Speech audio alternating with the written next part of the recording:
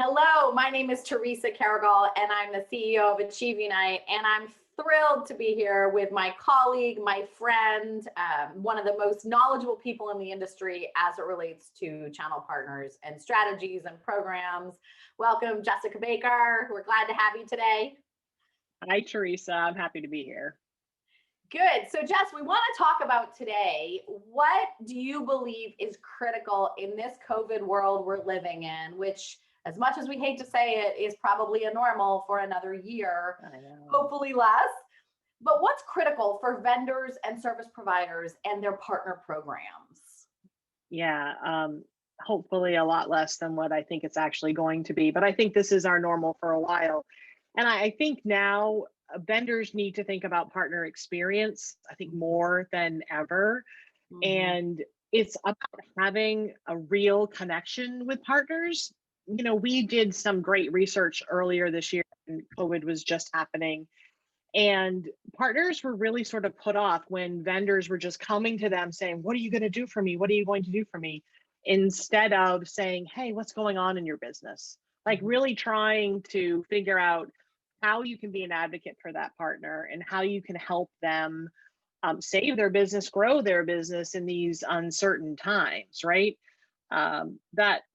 That research that we did also showed a few things, like the power equation has shifted. It's actually shifted pretty much all the way out to the customer. And so the vendors need to have that in mind when they're talking to the partners, because as much as the partners are or the customers have the power, the partners are in the driver's seat, right? So they are sort of your conduit to the place that has all of the power and decision making about whether they're going to take your product or service, right?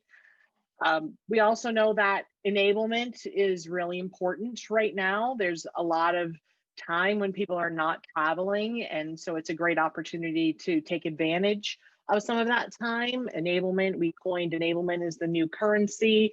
It's really all about how a vendor can work with partners and help make their business the best that it can be in these times. So aligning with partners, joint business planning, looking at ecosystems and maybe even other influencing partners that might come into your ecosystem or your marketplace. Like really take a good inventory through the lens of a partner to see what you can do to help them.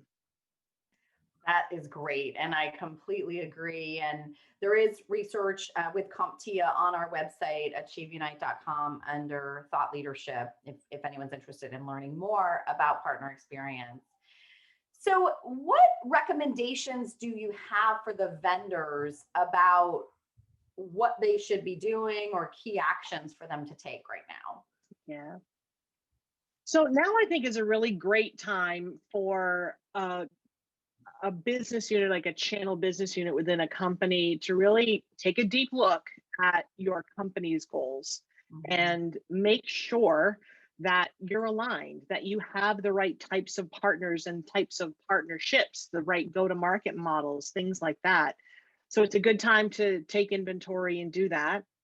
It's a great time to take a hard and fast look at your program Mhm. and see if there are ways that you can simplify that. I think we've sort of over rotated in making programs more complicated than they need to be. And Right. now is a really great time to make sure that your program is focused on the areas of value for your partners. So Mhm. you're not overloading them with tasks that really aren't going to bring value to them or ultimately bring value to the partnership, right? I think it's also a good time to segment your partners, not Mhm. fear them, right? But segment them in terms of opportunities that you have. So Right. when you do the exercise to go back and look at what your company goals are and how you're going to align with them, there were probably some sub segments within your partner ecosystem Right. that would align to a certain initiative. And so there are ways to identify those traits and those hallmarks and identify those partners that might not be, your MVP partners. They could be hiding out in a category where they don't get that much exposure, but they could be the perfect partner to Mhm. take a new initiative to market for you. So taking the time to segment for opportunities is probably a great thing to do right now. One other thing, and it came up in our channel acceleration boot camp yesterday. We have a great peer group in there, and we were talking about recruitment. And here we are in a COVID world, and some companies have stopped recruitment. And for my gut says we really need to be thinking about actively continuing to build our funnel of partners while segmenting them and not stopping recruitment, because there's so much churn happening in the partner base right now. There is a lot of churn, and recruitment is great when it's focused recruitment. Okay, that's fair. When you have just broad-based recruitment that isn't specific, I think that has a tendency to overwhelm your system. And I wrote a great blog about the economics of recruiting that's on our AchieveUnite.com website, so you can read some of that. But I think some of the gut reaction for people, if they're starting to see a slowdown in revenues from their top partners, is to just recruit more partners. But that actually, you have a finite amount of resources that you can give to partners. Great and advice. So taking away from those partners to bring partners on board, and of course the whole onboarding experience needs to be very clear and purposeful.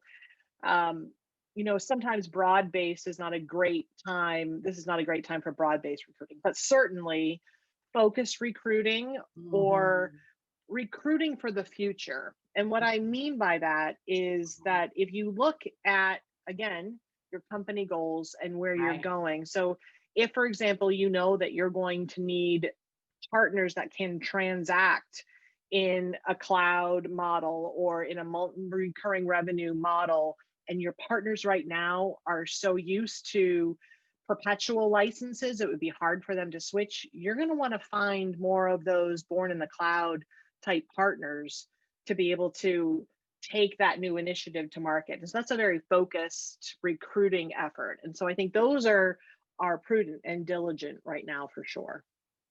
That's great, Jess. Well, thank you so much for having a good chat with us. Any words of wisdom or final close? Any words of wisdom? I think one of the most overlooked areas of the internal inspection is with the channel team and with the channel account managers, or the PAMs, CAMs, whatever you call them, the people that are the face of the program to your partners. I think take a look at them, right? See if they have the right training and skills to support you right now, to support you in the future. Again, as much as we talk about training and things like that for partners, don't overlook the team that's supporting the partners, because they need to come along in this journey with you as well. So something we're very passionate about at Achieve and can definitely absolutely. Good. Well, thank you for your time, Jess. Appreciate it. Thanks for sharing your wisdom with us today. Absolutely. Thanks, Theresa. All right. Take care. Thank you for joining us.